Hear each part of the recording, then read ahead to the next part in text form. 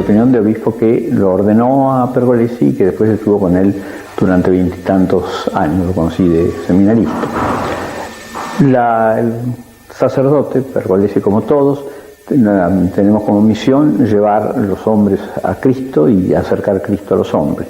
Y eso nos crea una dificultad, un peligro constante, tenemos como una tensión, porque a veces nos inclinamos demasiado hacia ese llevar a Dios y olvidamos un poco lo de los hombres. A veces al contrario, como tantos curas que se pueden bandear hacia la política, hacia la economía, hacia el deporte, qué sé yo, y dejan a su pueblo un poco más alejado de Dios. Yo creo que para mí, como obispo que he sido de él, lo típico de Pergo ha sido que era muy rico en los dos aspectos. En el aspecto de todo lo que fue la promoción humana, todo eso ustedes saben, la CEFA y todo lo demás, los teléfonos que he llevado, ¿no? A qué punto él se preocupaba de todo eso. Y al mismo tiempo no descuidó nunca, sobre todo en la época que yo estaba acá, después que yo fui hace 13 años, no sé, no descuidó nunca la parte religiosa, era muy creativo para la parte religiosa, seguía mucho las cosas, de manera que para mí fue una cosa nada fácil de encontrar, un prototipo de complemento, de equilibrio entre los dos aspectos de la vida sacerdotal, el aspecto tal vez más genuino nuestro, o más específico nuestro, que es llevar a los hombres a Dios, sin olvidarnos que Él vive, que esos hombres viven en la tierra. Bueno, ustedes saben muy bien todo lo que Él hizo, y yo creo que tal vez donde Él pudo más mostrar, realizar, la parroquia por supuesto, pero donde Él mostró mucho ese doble aspecto, esa doble riqueza de su sacerdocio, fue en el movimiento rural, porque el movimiento rural tenía los dos fines, la promoción del campesino del NEA y al mismo tiempo en un camino cristiano, llevarlo a Dios, porque ese era el último fin del movimiento rural, y él, que tanto tiempo lo asesoró, allí pudo volcar, me parece, esa riqueza. Yo como obispo, si tuviera que decir algo de Pergo, lo que te diría es eso, porque es mucho más fácil encontrar curas que se han destacado mucho en la promoción, tengo presente algunos acá, o los que tienen una buenísima acción religiosa, pero no es tan fácil encontrar al que reúna las dos. Yo me recuerdo de Pergolesi es eso. Su hogar, familia pionera de colonos inmigrantes italianos establecidos en Colonia La Delia, zona rural Tostado. Nace un 28 de octubre de 1930 de Antonio Nazareno Pergolesi. Su familia, Pergolesi Giampieri. De izquierda a derecha tenemos a Julio, Luisa en falda de su mamá, doña Palmira, Marino, Leopoldo en falda de su padre, don Antonio, el padre Antonio Pergolesi, Palmira Julia, ñata, Rosita, Pedro, llamado Tito, Nazareno Vicente, conocido como el Negro, Ítalo y José Peta. Sus primeros saberes los conoció en la escuelita que creó su propio padre en su casa, llevando maestras de Tostado a la colonia, entre ellas la muy conocida Elda Garay, para que sus hermanos, que eran numerosos, e hijos de colonos vecinos, pudieran acceder al conocimiento y al saber. De derecha a izquierda, el padre Antonio, Palmira, Leopoldo, Rosa, Julio, la maestra señorita Elda Garay, Marino, Luisa, su mamá y dos hermanas Pauloni, todos alumnos del año 1944. Desde niño se alimentó de las fuertes raíces cristianas que profesaban sus padres, donde muy temprano comenzó a manifestar su vocación sacerdotal, siendo su mamá la principal inspiradora. Completa sus últimos años primarios en la escuela Comandante Racetti, número 417, ya que en ese momento tiene que acompañar al padre Plácido Díaz Ruiz, asistiéndolo en su fecunda labor pastoral, realizada en todo el departamento 9 de Julio. Su catequista para la primera comunión fue la señora Betty Martínez de Ruiz. De allí partió al Seminario Metropolitano de Guadalupe, ciudad de Santa Fe. 1945, en el seminario. 1948, el grupo División Intermedio, al pie de la Virgen, en el patio del Seminario Metropolitano de Guadalupe. Un retrato como seminarista en 1949. Día de la bendición de su sotana. De izquierda a derecha, Leopoldo, su madre, doña Palmira, y el padre Antonio. En nuestra parroquia, junto al padre Plácido, en el casamiento de su hermana, María Luisa Pergolesi y Silvio Bonfigli. El padre Antonio, monaguillo, junto al padre Plácido. 1954. Rosa Pergolesi de Cingolani, Leopoldo Pergolesi y el padre Antonio cursando teología. En Vera, celebrando los 25 años de ordenación del padre Urié, junto a amigos de esta localidad. Su ordenación, 27 del 12 de 1959. Padre Plácido Díaz Ruiz realiza la presentación del padre Antonio Pergolesi en la ceremonia de su ordenación.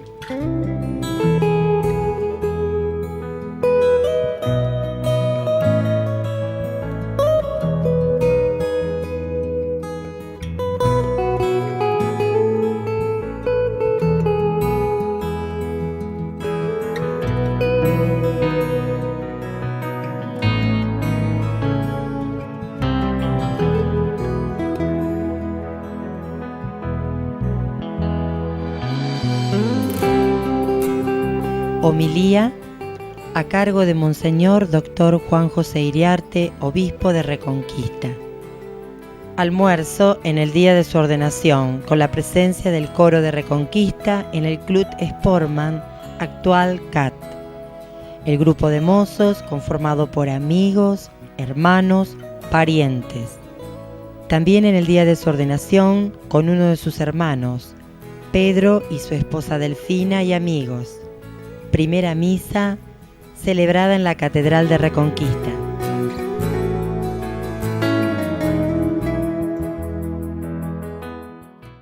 Él siempre le decía a mi madre de que él quería ser sacerdote.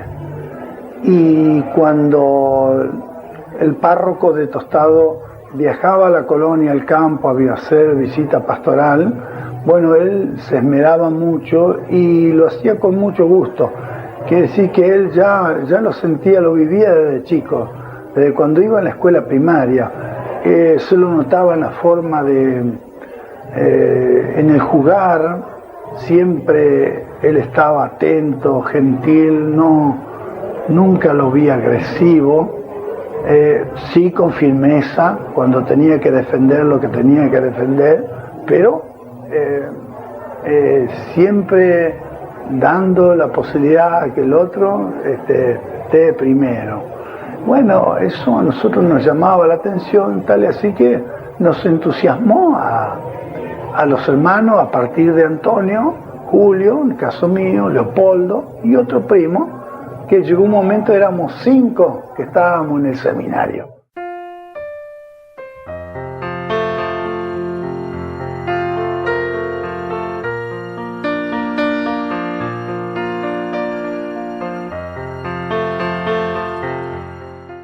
Bueno, entonces acá había un grupo de gente que habían pedido al obispo que se construyera una capilla por el hecho de que ya las otras quedaban algo distantes y aparte que ya se iba formando el pueblito.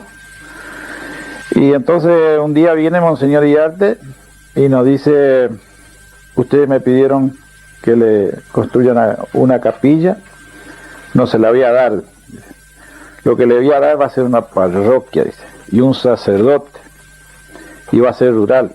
Estaba pidiendo de hacer en el barrio Pisé, que creo que había ya algunos materiales donados para hacer la capilla en el barrio Pisé. Y él parece que estaba enterado ya de esto, entonces vino ya y dijo: en este lugar, porque acá va a ser el futuro pueblo. Como estaba ya recientemente instalada la sucursal número 4 de la Unión Agrícola, y ya había otras instituciones, entonces ya veía que el futuro del pueblo iba a ser en este lugar. Y así fue que nos dijo que dentro de un mes nos iba a mandar un sacerdote, que ese sacerdote iba a ser Antonio Pergolesi. No lo conocíamos, un cura que hacía creo que pocos años que había iniciado su carrera. Y así fue que vino después, se formó la comisión, una comisión económica, que esa era para juntar los fondos para el futuro templo. Y después se formó otra comisión para la construcción. Entonces se vio la posibilidad, como inició en este lugar, que no tenía ni un edificio. Los primeros meses sí estuvo en Víctor Manuel, el sacerdote, unos meses nomás. Y después vino y se instaló ahí en la cooperativa, debajo del tanque de agua, que había una pieza con una habitación ahí con baño, y ahí quedó él viviendo ahí. Y la ceremonia se realizaba en un galpón, de los galpones que tenían de depósito de cereales, y ahí se comenzó a dar las misas, se daban en ese lugar. Y como parecía que para hacer el templo grande así iba a costar mucho, que más vale si iba a ser la casa parroquial, que eso iba a ser más fácil. Y es el actual edificio que se encuentra hoy ahí, con un salón y todas las otras comodidades que tiene, sería la vivienda para el sacerdote. Que después luego, cuando eso estuvo construido, se comenzó a seguir dando las misas ahí.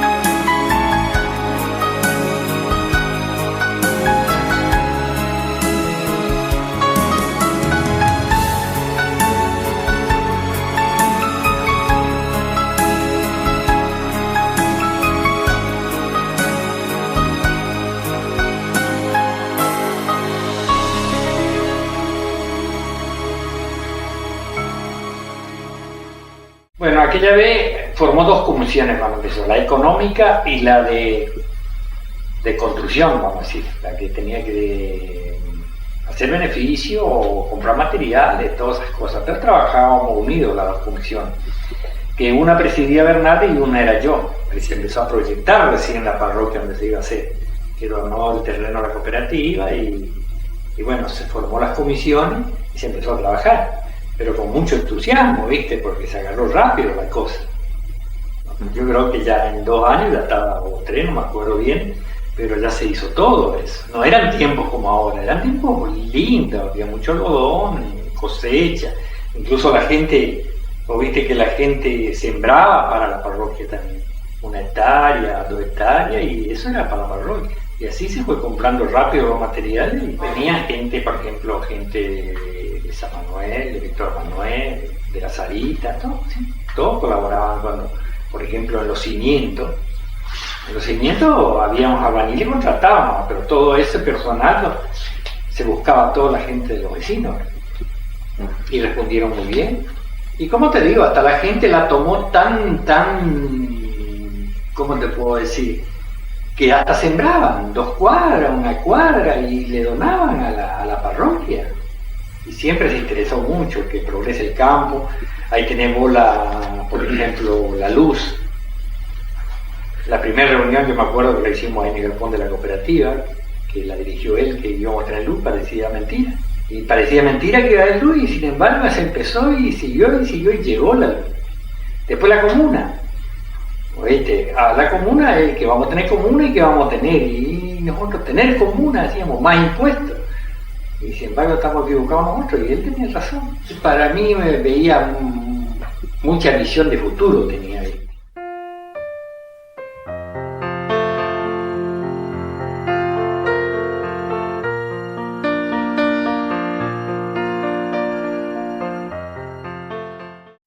El año 68 había un enfermo acá cerca, vecino de la capilla, y tenía una enfermedad que el doctor ya le dio de entender a la familia que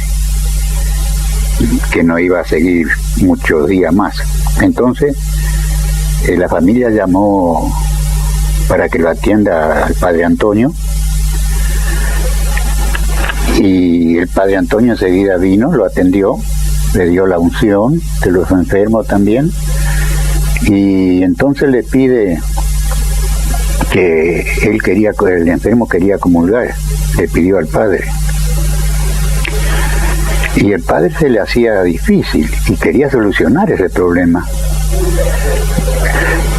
Y entonces me llegó acá una tardecita y me dice: Blanco, ¿te animás a llevarle la comunión?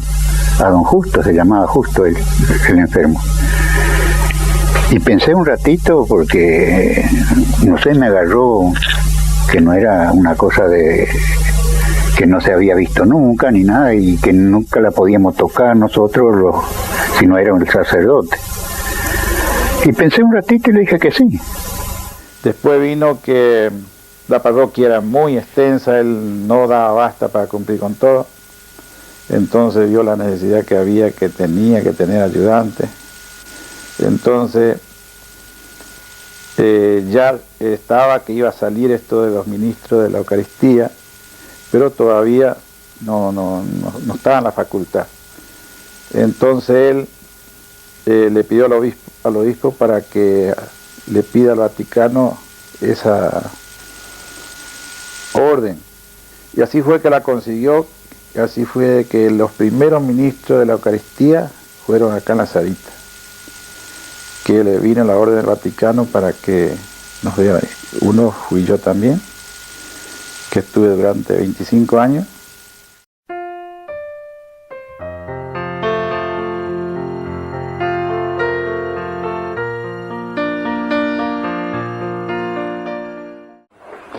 Si a partir de que se crea la diócesis de Reconquista, porque antes todo el norte de la provincia de Santa Fe pertenecía a la arquidiócesis de Santa Fe, en el año 1957 se crea es decir, en el Vaticano el Papa con un decreto crea la diócesis de Reconquista y determina un territorio, digamos, una jurisdicción, ¿no?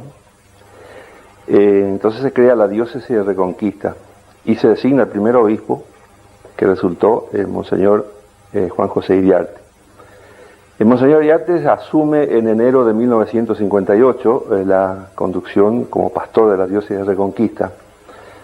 Dentro de sus prioridades, el obispo determina toda una tarea de organización de la diócesis, todas las estructuras de la iglesia, y una de las otras prioridades que Monseñor Iriarte inmediatamente ve, ¿no es cierto?, es, o una de las premisas que se dispone o que se asumir en Monseñor Iriarte es llegar a todos los habitantes de esta nueva diócesis de Reconquista.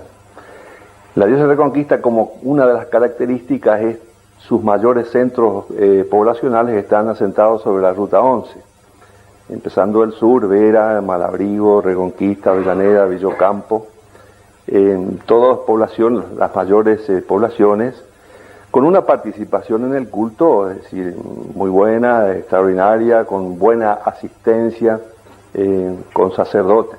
Pero la gran parte del territorio de la diócesis de Reconquista, yendo al este hacia la zona de islas y hacia el oeste, zonas ya más aisladas, más despobladas, donde la gente escasamente recibía no solo una asistencia de tipo espiritual, sino también carecía de un montón de otros servicios. Entonces, Monseñor Iriarte inmediatamente piensa en algo, en alguna estructura, en alguna institución que pueda, ¿no es cierto?, llegar a todos los rincones de la diócesis. A todo esto, ¿no es cierto?, empieza a cobrar importancia o asumir un rol protagónico en este proyecto del obispo, es este nuevo, aquel tiempo nuevo sacerdote, el padre Pergolesi, que ya había tenido conocimiento, había viajado a Francia de un movimiento familiar rural, un movimiento católico, familiar, rural de Francia, y ahí se inspiró, ¿no es cierto?, el padre Pergolesi para formar el movimiento rural para la diócesis de Reconquista. Una vez que nuestro obispo en aquel entonces se conoce este movimiento, el padre Pergolesi venía con mucho entusiasmo en cuanto a este movimiento, es decir, se le da forma al movimiento con algunas particularidades distintas al movimiento rural francés. Tengo entendido que el movimiento rural francés era esencialmente un movimiento de jóvenes, y una de las características que se imprimió al movimiento rural en la diócesis de Reconquista fue un movimiento familiar, donde no solo los jóvenes, sino también los adultos estarían integrados. Y es ahí donde comienza, ¿no es cierto?, esta tarea formidable de la iglesia de Reconquista en el medio rural, en el medio del monte, de las islas, de las colonias, reuniendo, convocando a la gente, brindando una amplia tarea de capacitación, de formación y de participación en todo lo que fuera, en primer lugar religioso, y todo aquello otro que tenga que ver con la vida del hombre de campo. Es decir, porque en aquel tiempo se carecía de muchísimas cosas que vinieron después con posterioridad. Se carecían de caminos, se carecía de viviendas adecuadas, se carecía de comunicaciones, apenas si existía la radio. Entonces el movimiento rural se propuso brindar una formación integral, se decía, ¿no?, que va desde lo religioso, pasa por lo humano, por lo técnico, por lo recreativo, por todo eso. Abarcar a la persona en toda su gama de actividades y de cosas que tiene que asumir, ¿no es cierto?, en su vida, ¿no es cierto? El padre Pergolesi fue el que propuso, el que expuso la idea, y el obispo la asumió, la lanzó y la apoyó con toda su autoridad de obispo. Y a partir de ahí el padre Pergolesi pasó a ser el asesor de este movimiento rural. Durante muchísimos años el padre Pergolesi, creo que casi siempre, salvo los últimos años que hubo un cambio de asesor del equipo diocesano, el padre Pergolesi siempre fue el asesor del movimiento rural. Fue el hombre que iluminó, el hombre que elaboró muchas ideas, muchas pautas, muchos caminos, muchas iniciativas. El padre Pergolesi a todo esto, eso lo traía en el alma, porque el padre Pergolesi tuvo un gran conocimiento, una gran asimilación de todo lo que es la vida del campo. Siempre se preocupó por la vida del campo, toda su tarea pastoral, por lo que nosotros conocimos, siempre estuvo preocupada por llevar al hombre de campo todo aquello que haga a un mejor nivel de vida, todo aquello que haga a que mejore la relación familiar, todo aquello que haga al progreso del hombre de campo, en todos los aspectos.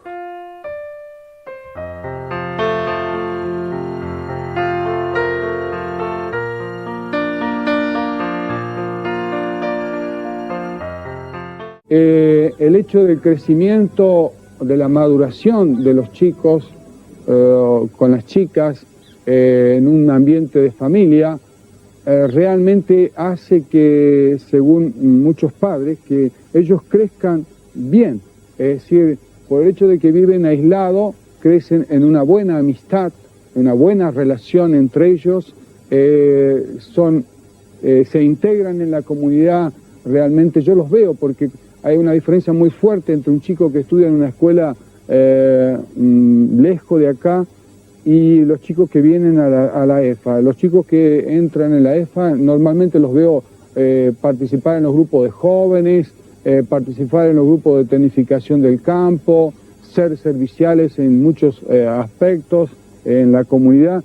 Eso a mí me anima realmente a ser un hincha furioso, ¿no? No digo que no sean buenas las otras escuelas, sino que de este sistema educativo donde los padres son los protagonistas realmente de la educación de sus propios hijos. Es decir, por eso yo creo que al mismo tiempo de ser protagonistas ellos hacen una cosa muy importante, que es desarrollar las culturas propias de cada región. Es decir, transmitir esa riqueza que no está en ningún libro. Es decir, está en el corazón de cada hombre, está en el corazón de cada familia, y eso ayuda, yo creo, a defender la identidad nacional en primer lugar. No con pocas dificultades comenzaron este tipo de escuelas en la Argentina. Digo dificultades porque donde se inició la primera vez, cuando los padres se descuidaron, la pasaron a la provincia, ¿no es cierto? Y en el Ministerio de Santa Fe no podían digerir de que los padres entren en la escuela y puedan mandar, ¿no es cierto?, puedan opinar. Y el padre Antonio dedicó, yo diría que el 50% del tiempo a la parroquia que tenía bajo su responsabilidad y el otro 50% a las escuelas de familia. Viajaba mucho afuera, ¿no es cierto?, de lo que es el contexto de la parroquia, pero la mayoría de las veces era hacia alguna EFA, ¿no es cierto?, como para hacer apoyo espiritual. Normalmente él, si bien tenía contacto con los docentes de cada EFA, porque se reunían todos los años en el seminario, y de allí hacían la distribución de equipos, y él participaba de esa distribución, así que a los chicos los conocía, además como era asesor espiritual del movimiento EFA, no solo de las EFAs, él los veía crecer a los chicos y los ayudaba, ¿no es cierto?, a formarse. No perdía tiempo, tenía algunos ratos en la parroquia, algunos días, y cuando él no estaba en la parroquia o estaba en APEFA con los chicos del ICAM, o estaba tratando de comunicarse con alguna fundación o con alguna persona que le podría dar algún recurso como para arrimar alguna solución, porque así como fue una escuela de experiencia nueva, fue escuela de mucho sacrificio para poder armar, y había que contar con recursos. Se preocupó mucho y consiguió mucho apoyo económico como para ir solucionando los inconvenientes, no solo para la EFA de La Sarita, sino para todas las EFAs donde había dificultades. Él ponía su opinión, su esfuerzo, sus ganas, ¿no es cierto? En realidad, yo diría que las EFAs desbordaron lo que es el contexto de general obligado, y él desbordó el contexto de la parroquia, ¿no es cierto?, a través de las EFAs, porque a veces estaba en el Ministerio de Educación en Buenos Aires, a veces estaba en Misiones, también estuvo en Santiago del Estero, yo lo acompañé un montón de veces. Una de las características de su funcionamiento dentro de la parroquia ha sido formar grupos en las distintas capillas, con ministros de la Eucaristía, con catequistas, con miembros de la Comisión Económica, miembros de Junta Parroquial, que en realidad era un delegado por capilla, y con eso tenía la parroquia unida, ¿no es cierto?, los días de reunión. Asistían la mayoría, y él estaba enterado de todo lo que pasaba y de todas las dificultades que había, y ponía su idea, su punto de vista, se analizaba entre todos, se discutía, pero cada uno era responsable de su zona, y él en algunas zonas, por allí le dijeron: padre, vos estás más afuera que en la parroquia.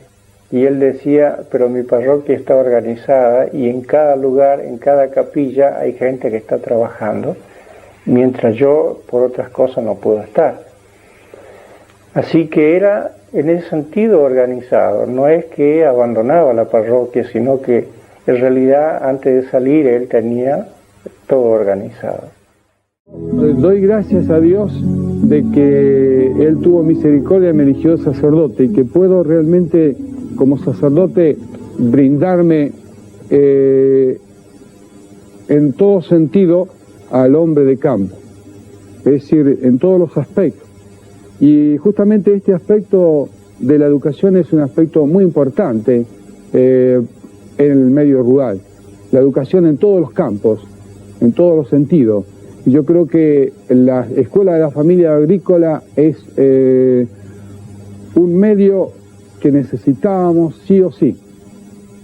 Y por eso, en este aspecto, me siento sumamente feliz. Y seguiría trabajando hasta que el cuero me dé, como se dice en criollo.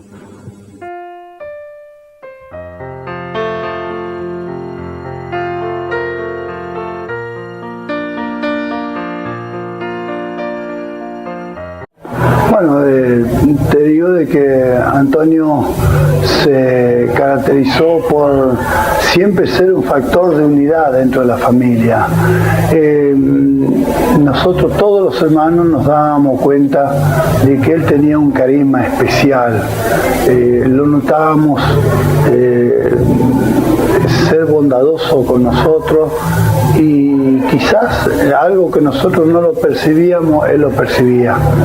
Y nos advertía, tenía siempre el cuidado de destacarnos ciertas cosas que, te digo, no nos damos cuenta nosotros, pero él estaba siempre atento.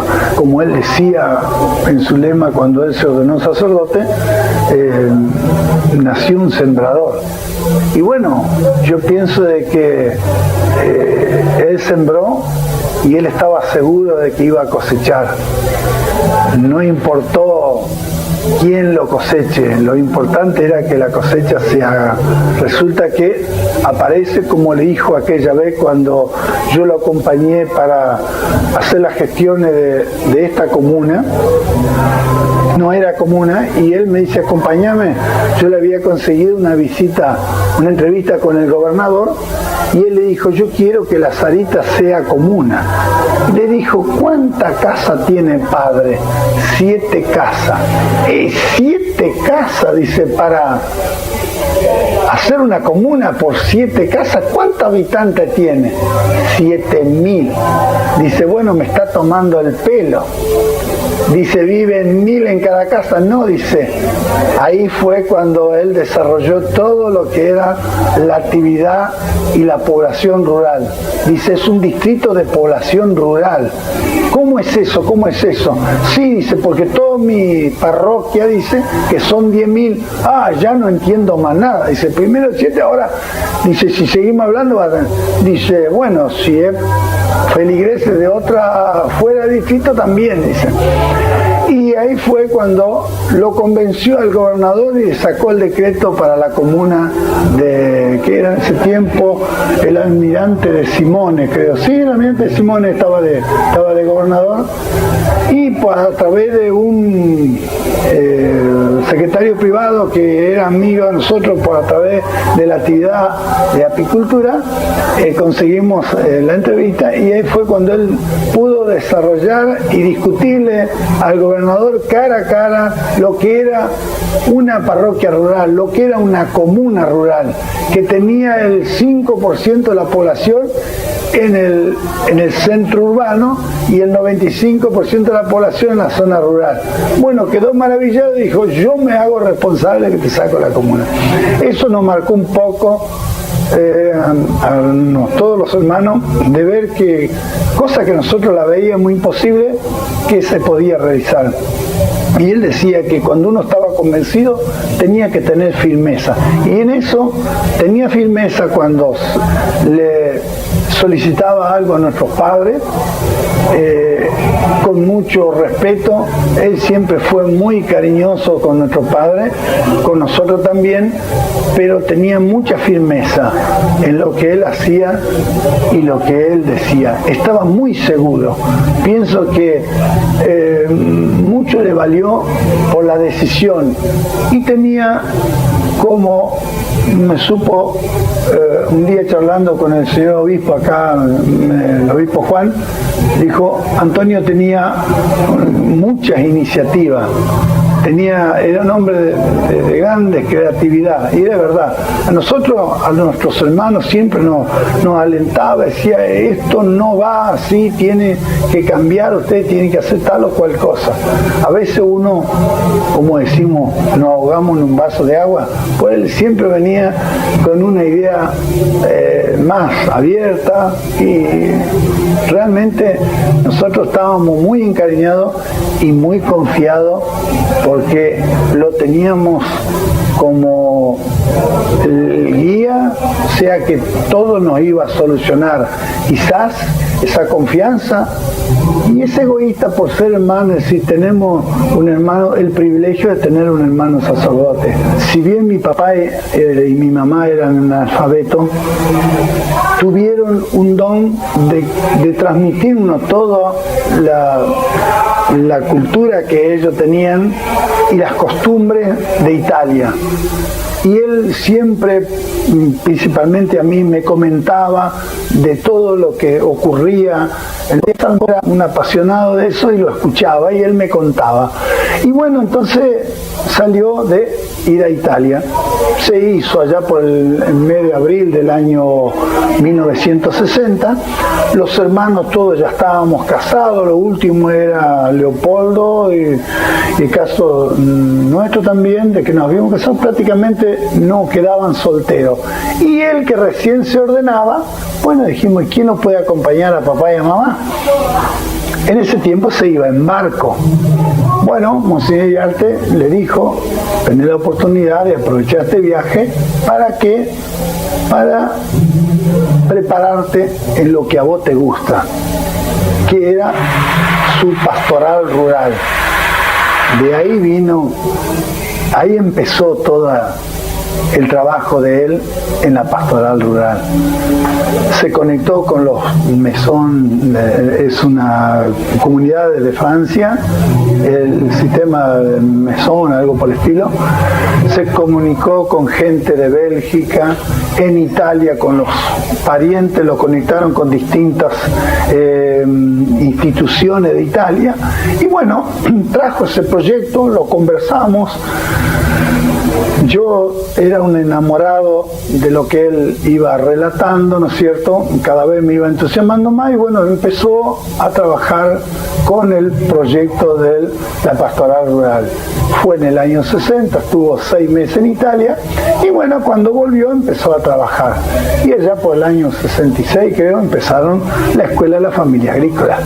Quiere decir que bueno, él lo masticó un tiempo, estaba seguro de que eso iba a andar y bueno, lo llevó adelante. Y a través, después, cada vez que iba, llevaba un proyecto de una escuela de la familia agrícola, una EFA, y se lo aprobaba.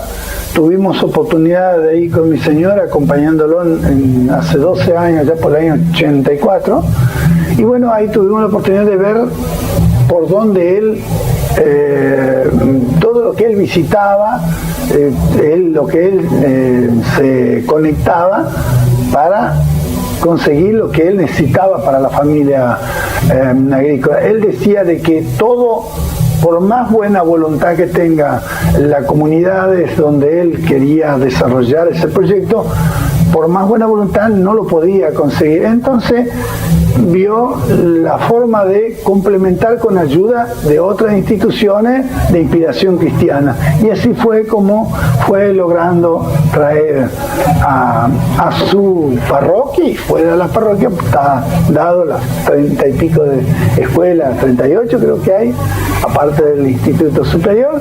Bueno, fue gracias a que él, ¿no es cierto?, tuvo la chispa, diríamos nosotros, de conectar. Y bueno, así como eso, llevó proyectos de electrificación, en el cual yo lo ayudaba porque trabajaba en eso, y así como proyectos de agua potable, en fin, de todo lo que él...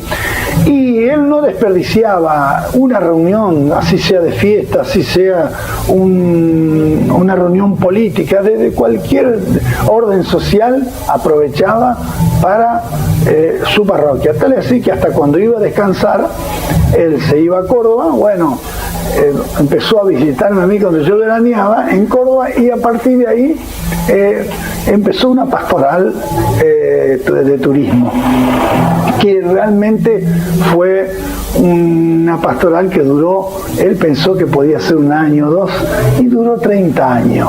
Justamente el año que él falleció se iba a cumplir los 30 años de que él desarrollaba una pastoral de turismo en el dique Los Molinos.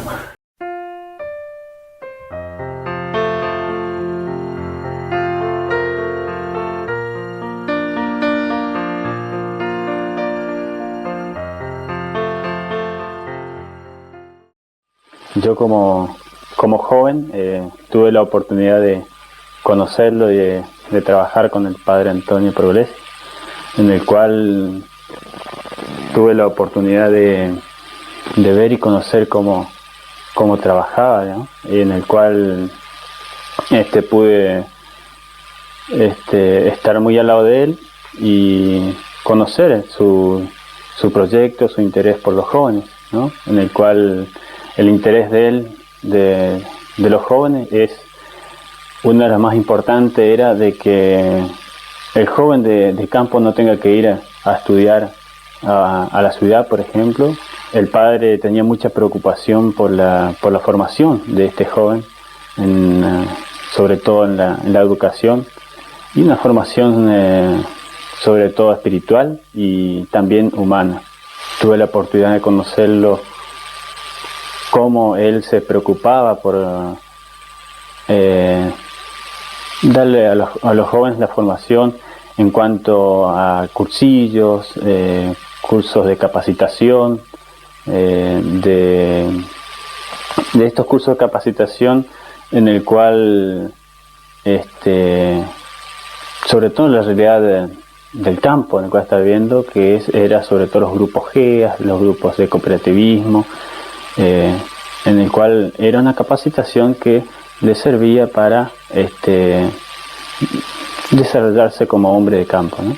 Para esto se interesaba por hacer que el joven tenga algunos retiros, algunos encuentros de formación, también algunos campamentos, en el cual le ayudaba al joven a crecer como verdadera persona, junto con otros jóvenes también, que lo llevaban a también a relacionarse con los demás para una buena formación y poder así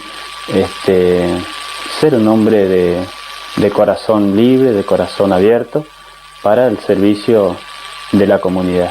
Siempre nos contaba la cantidad de vocaciones o las vocaciones que han salido de la parroquia, pero él quería que salga alguna vocación diocesana y que quede dentro de la diócesis, en el cual en eso siempre me tiró la idea a mí, que en el cual yo por ahí no le daba mucha importancia, pero después fui descubriendo cuál era la importancia de la vocación, o a qué él tenía interés de que yo descubra, ¿no? Y así fui haciendo estos cursos, estos encuentros y estos retiros, en el cual fui descubriendo también cómo Dios me fue mostrando el camino de la vocación sacerdotal, ¿no? Cuando yo le dije al padre que iba a entrar al seminario, para él fue una gran alegría, una gran también por ahí expresión también de gozo, porque supo después responder o decirle a la comunidad, en el cual esta comunidad rezaba por las vocaciones, supo mostrar a la comunidad que desde la oración después se ve los frutos. Que su vida fue de total libertad, esa libertad de los hijos de Dios, diría yo, ¿no? Trabajar por los hombres, por todos los hombres y mujeres del campo, como un llamado muy profundo desde siempre, y lo expresaba en todo, en toda su vida. Entonces, una total entrega por la vida del campo, por la gente y por la vida toda del campo, en una actitud, diríamos, como la base de su vida espiritual era el servicio, la fraternidad y la humildad, la libertad que él tenía para expresarse, para hacer, y eso lo iba motivando, su gran ímpetu, su gran impulso por lo nuevo, por el progreso, por la renovación, y entonces no descansaba para que todas sus comunidades, la comunidad de la Parroquia de la Encarnación, también vivan eso que él vivía, eso que él sentía muy dentro, muy en lo profundo, que experimenten. Él siempre se preocupaba por eso, por experimentar el amor de Dios, y que todos puedan ser personas, ¿no? Pero eso significaba que por ahí mucha gente también le resultara chocante, como le pasa a todos los santos de Dios, ¿no? Que haya gente que comparta y haya gente que, al tocarle muy de cerca, cuando uno dice la verdad normalmente, a mucha gente o a algunas personas no cae bien.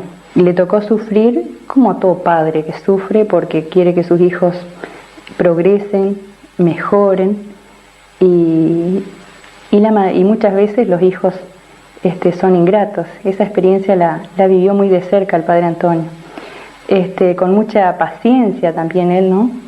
Porque si bien algunas veces yo lo vi llorar por algunas situaciones, pero eso también después lo fortalecía a él, porque nunca se echaba atrás por las situaciones problemáticas que tenía. Y sus proyectos, aunque él ya se sentía achacado por su problema de salud, la diabetes, él decía, no importa que Antonio sufra, pero yo tengo que seguir haciendo, no importa cuando muchas veces se le cuestionaba y yo personalmente, ¿por qué no iba al médico? ¿Por qué no hacía un tratamiento más más especial? Y él decía, no, hay muchas cosas que hay que hacer por los demás, y bueno, hasta el último día, que por gracia de Dios, digo yo, pude estar hasta el último día de su vida, pude estar con él. Tenía tantos sueños, sueños para los demás, y para que el hombre de campo se supere, el hombre de campo se realice, el hombre de campo se libere, que tenga las mismas posibilidades que tiene todo hombre. Le decía, bueno, el hombre de campo se merece lo mismo de la ciudad, y que las mismas comodidades que tiene la ciudad. Y bueno, todas esas situaciones por ahí que no son tan propias de un sacerdote, ¿no es cierto?, que se esté preocupando por lo social. Normalmente estamos acostumbrados a que el sacerdote celebre misa, que el sacerdote vaya cuando hay un difunto, se preocupe de las cosas más espirituales, diríamos así, y no de lo humano y de lo social. El padre Antonio fue una persona íntegra que se preocupó de todo el hombre. Realmente tú eres santo, Señor, fuente de toda santidad. Por eso te pedimos que santifiques estos dones con la efusión de tu Espíritu, de manera que lleguen a ser para nosotros el cuerpo y la sangre de nuestro Señor Jesucristo, el cual, cuando era entregado a la pasión voluntariamente aceptado como pan, dio gracias, lo partió y lo dio a sus discípulos, diciendo, tomad y comed todos de él, porque esto es mi cuerpo que será entregado por vosotros. Volvió a dar gracia y lo dio a sus discípulos, diciendo, tomad y bebed todos de él, porque este es el cáliz de mi sangre, sangre de la alianza nueva y eterna, que será derramada por vosotros y por todos los hombres para el perdón de los pecados. Haced esto en conmemoración mía. Es decir, porque realmente vale la pena brindar un servicio al mundo rural, que es también un poco la esperanza de nuestro país y del mundo, porque nosotros tenemos que producir de mejor calidad, pero también tenemos que defender una calidad que tenemos, que es el hombre de campo. La primera calidad que tenemos es el hombre de campo, que nunca va a ser suficiente lo que podemos hacer para defender al hombre que está enclavado en distintos lugares del país, y que ese hombre tenga la posibilidad o iguales posibilidades que otros hombres en distintos lugares. En ese sentido, yo me siento contento y voy a dar todo lo que puedo dar en mi vida para que realmente el hombre de campo sea también servido a nivel servido, es decir, el hombre de campo presta un servicio y todos aquellos que tenemos algún servicio lo tenemos que dar. Yo como sacerdote, y bueno, doy lo que es específicamente de sacerdote, pero también doy todo aquello que creo que es necesario, es decir, y urgente. Debes amar la arcilla que va en tus manos, debes amar su arena hasta la locura, emprendas, que será en vano. Solo el amor alumbra lo que perdura. Solo el amor convierte en milagro el barro. Solo el amor alumbra lo que perdura. Solo el amor convierte en milagro el barro.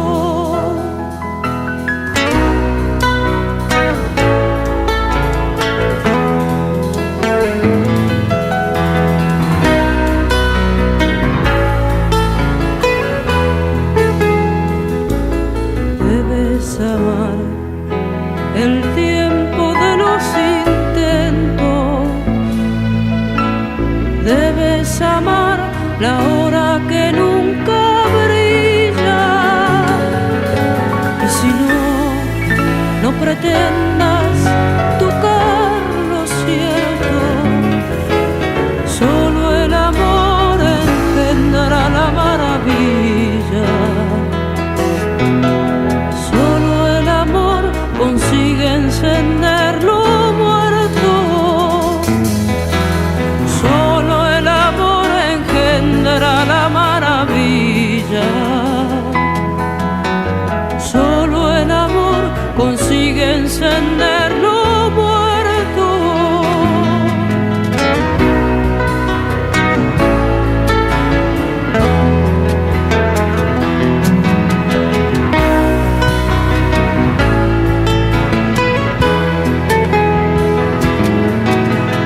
Solo el amor alumbra lo que perdura. Solo el amor convierte en milagro el barro. Solo el amor engendra la maravilla. Solo el amor consigue encender lo muerto. Solo el amor alumbra lo que perdura. Solo el amor convierte en milagro el barro. Solo el amor engendra la maravilla. Solo el amor consigue encender